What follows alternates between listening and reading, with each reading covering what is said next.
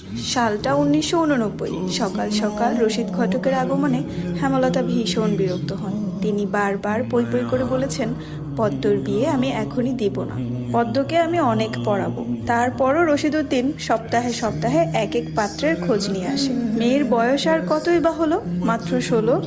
শামসুল আলমের মেয়ের বিয়ে হয়েছে 24 বছরে, পদ্মর বিয়েও তখনই হবে।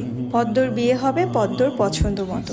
হেমলতা রশিদ উদ্দিনকে দেখেও না দেখার ভান ধরলেন। রশিদ একদলা থুতু ফেললেন উঠোনে। তারপর হেমলতার উদ্দেশ্যে বললেন, বুঝছো পদ্মের মা, এইবার যে পাত্র আনছি একবারে খাঁটি হীরা। তারপর হেমলতা বিরক্ত ভরা কণ্ঠে জবাব দিলেন, আমি আমার মেয়ের জন্য এখনই পাত্র চাইনি। তবুও বারবার কেন আসেন আপনি? যুবতী মাইয়া ঘরে রাখুন বালা না। তারপর হেমলতা বললেন, মেয়েটা তো আমার, আমাকেই বুঝতে দেন না। হেমলতার কণ্ঠে বিরক্তি ঝরে পড়ছে। রশিদ অনেক চেষ্টা করেও সুবিধা করতে পারলেন না। ব্যর্থ থমথমে মুখ নিয়ে সড়কে পা রাখেন। প্রতিদিনই কোনো না কোনো পাত্র এসে হাতে টাকা গুজে দিয়ে বলবে, মোর্শেদের বড় ছেড়িডারে চাই। রশিদ নিজে নিজে বিড়বিড় করে আওড়ান, গ্যারামে কি আর কোনো সেরি নাই? এই একটা সেরিরেই কেন সবার চোখে পড়তে হইব? চাইলেই কি সব পাম যায়? পূর্ণা স্কুলের জামা পরে পদ্মজাকে ডাকলো, আপা, এই আপা, স্কুলে যাবি না?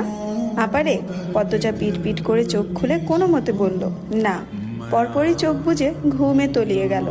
পূর্ণা নিরাশ হয়ে মায়ের রুমে আসে। আম্মা, আপার কি হইছে, স্কুলে যাইব না?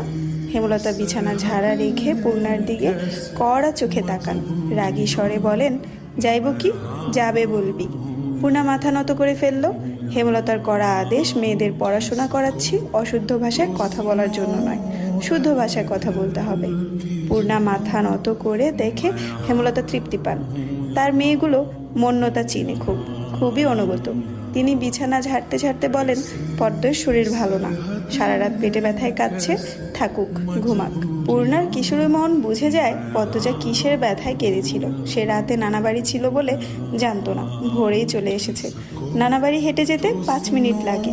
পূর্ণাকে চুপচাপ দাঁড়িয়ে থাকতে দেখে হেমলতা বলেন, তুই যা, মাথা নিচু করে যাবি, মাথা নিচু করে আসবি। আচ্ছা আম্মা। পূর্ণা রুমে এসে আয়নার সামনে দাঁড়ালো, নিজেকে খুঁটিয়ে খুঁটিয়ে দেখলো। এরপর গত মাসে মেলা থেকে আনা লাল লিপস্টিক গাঢ় করে ঠোঁটে মাখে। 14 বছরের পূর্ণা ইদানিং খুব সাজতে ইচ্ছে করে। হেমলতা সেজেগুজে স্কুলে যাওয়া পছন্দ করেন না বলে পূর্ণা আগে থেকে লিপস্টিক মাখেনি। টিনের দেয়ালে কাঠের ঘড়ির কাঁটায় 10টা বাজলো মাত্র, এখনো পদ্মজা উঠল না। হেমলতা মেয়েদের রুমে ঢুকেন। পদ্মজা 2 হাত ভাঁজ করে ঘুমাচ্ছে। জানালার পর্দা ভেদ করে আসা আলতো পেলব রৌদ্রের স্পর্শে পদ্মজার মিশ্রণ, পাতলা ঠোঁট, ফর্সা ত্বক চিকচিক করছে। হেমলতা